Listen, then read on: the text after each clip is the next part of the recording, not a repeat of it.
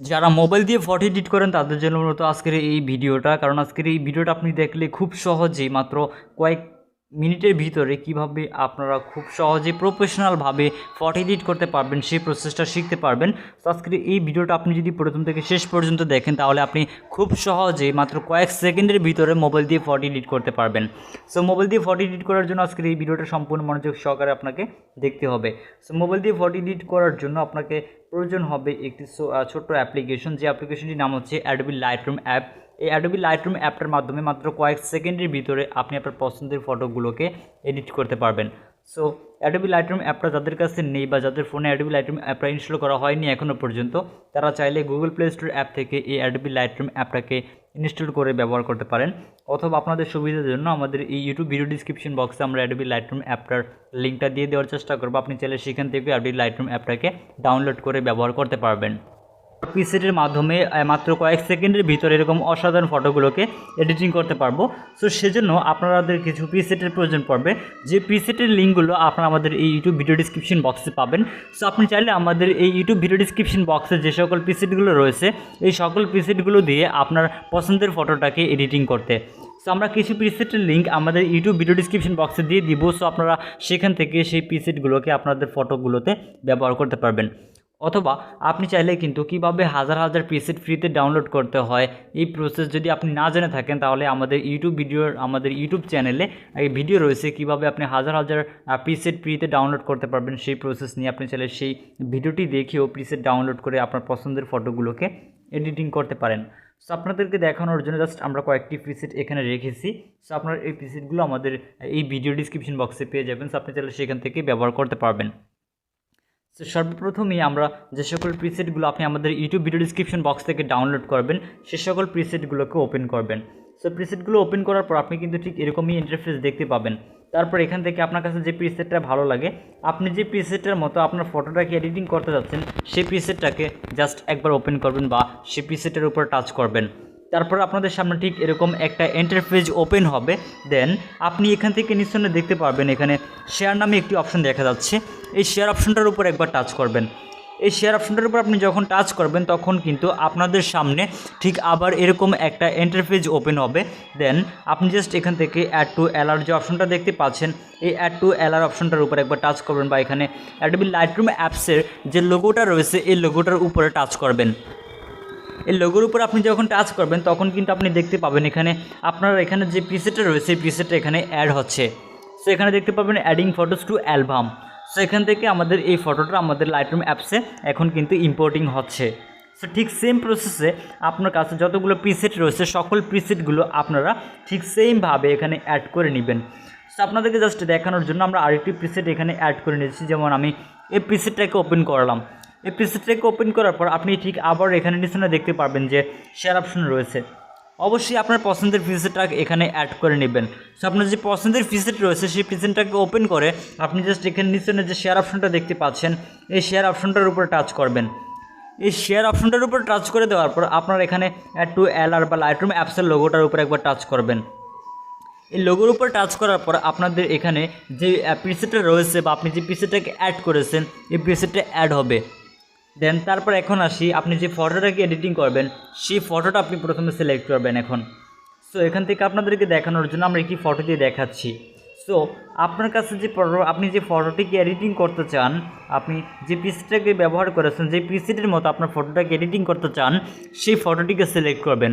So photo select করা হয়ে গেলে আপনি এখান থেকে ফটোর উপর একবার টাচ করবেন। তারপর এখানে দেখতে পারবেন ঠিক আগের প্রসেসের মতো শেয়ার অপশনটা রয়েছে। সো আপনি জাস্ট এখান থেকে আবার ওই শেয়ার অপশনটার উপর একবার টাচ করবেন। এই শেয়ার অপশনটার উপর টাচ করে দেওয়ার পরে আপনাদের সামনে আবারও এখানে অ্যাডোবি লাইটরুম অ্যাপসের লোগোটা আপনি এখানে দেখতে পাবেন বা অ্যাড টু অ্যালার অপশনটা দেখতে পাবেন। তারপর জাস্ট আপনি অ্যাড টু অ্যালার এই অপশনটার উপর একবার টাচ করে দিবেন। এই অপশনটার উপর টাচ করে দেওয়ার পর ঠিক আগের প্রসেসের মতোই এই ফটোটাও আপনাদের অ্যাডোবি লাইটরুম অ্যাপসে ইম্পোর্ট হবে। সো লাইটরুম অ্যাপটিতে এই প্রিসেটগুলো বা ফটোটি অ্যাড হওয়ার জন্য কয়েক সেকেন্ড সময় লাগবে, অবশ্যই আপনাকে অপেক্ষা করতে হবে। তারপর আপনি জাস্ট এখান থেকে লাইটরুম অ্যাপটাকে ওপেন করে নেবেন। সো আমি আমার ফোনে থাকা অ্যাডোবি লাইটরুম অ্যাপটিকে ওপেন করে নিচ্ছি। সো লাইটরুম অ্যাপটাকে ওপেন করার পর আপনি কিন্তু ঠিক এরকমই একটা ইন্টারফেস দেখতে পাবেন।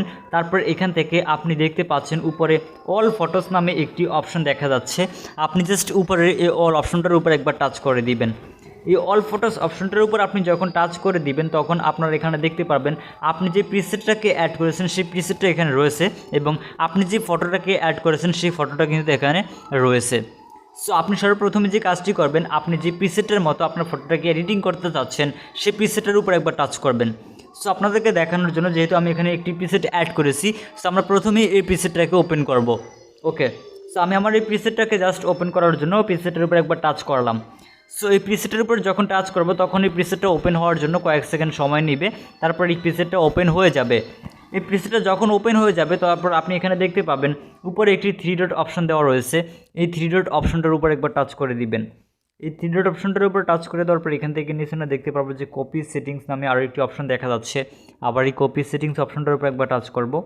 এই কপি সেটিংস অপশন টাচ করার পর এখান থেকে উপরে দেখতে পারবেন টিক মার্ক অপশন রয়েছে, টিক মার্কে ক্লিক করব।